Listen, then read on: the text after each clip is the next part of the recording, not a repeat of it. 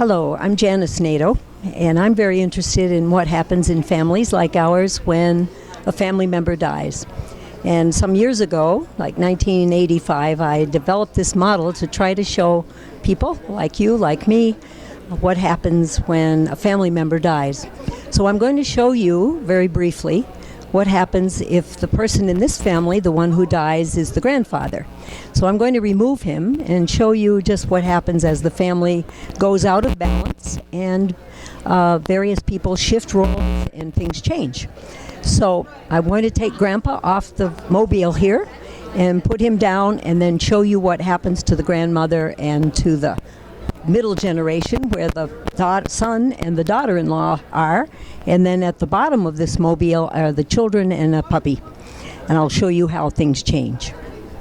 Now we have the grandmother now, who is here at the top level of the family, and she is without her spouse, and so the system at the top is like a vacuum, and it can draw other people from other generations up into that level, which can cause some serious trouble. Right here we have a triangle between the grandmother and her son and his wife, the daughter-in-law. So if this son becomes very worried about his mom, which is really common, once we have one family member die, we often worry about who might be next. And so I'm going to take the son and I'm going to put him up here as he makes an attempt to take his father's place. Now you can see that the system at the top is a little more balanced. The son is trying to be there with his mom. He's trying to make sure she has something to do on the weekends. He's worried about her. And then what happens next is we get a disruption at the next middle generational level, where now there's an emotional debt or an emotional upset, a vacuum created in the middle generation. And a couple of things can happen here, and if they persist, it can make some problems in the future.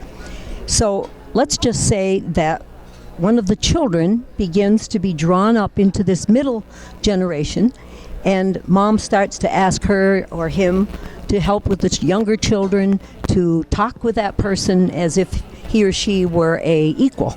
And we call that getting parentified, being treated almost as if they were adult. And I'm going to bring the daughter up. You can see that when we do that, the daughter really is not heavy enough in some ways to fulfill that role, and yet mom is looking to her for help with the kids. Maybe she's talking to her about things that are really more private than she should be talking, because this woman is quite lonely. And then the other thing that can happen that we try to watch for is we try to watch the risk that this mother will become over-bonded. She might become very emotionally dependent on this child, who then becomes what we call like mom's emotional blankie. And that's something that we try not to have happen. And so when we go back to the beginning, we have some kind of an idea that there's things that we can do right away after Grandpa dies that will help the family system from getting so disturbed. And I saw this happen in my own family when my husband died, and the kids began to be very worried about me, and then the whole dynamic all the way down to the puppy was changed throughout the whole family.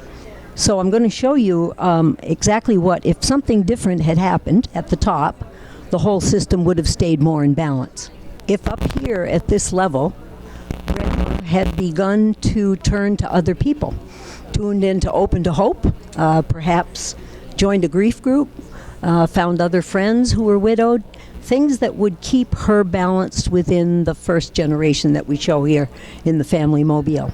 So the learning from this is that whenever someone dies, we need to get that system balanced on the level where it occurs, and to think about what can the widow do to keep the rest of her family more healthy as she goes through her bereavement and as they become more and more concerned for her or for us. And so it's just a little bit of a picture, a visual picture of how families change and what we can do to keep a healthy family so that as the grief proceeds, everyone keeps their healthiest possible place that they can in the family system. I hope something about that is helpful to you and that maybe you see your own way. We've used puppy dogs and kitties and various things to balance the system again, to make the kids feel as if they're special and that they still can be kids, that this marriage stays intact, and that Grandma gets the kind of support that she needs. That's just one family scenario. I hope it helps somebody. Thank you.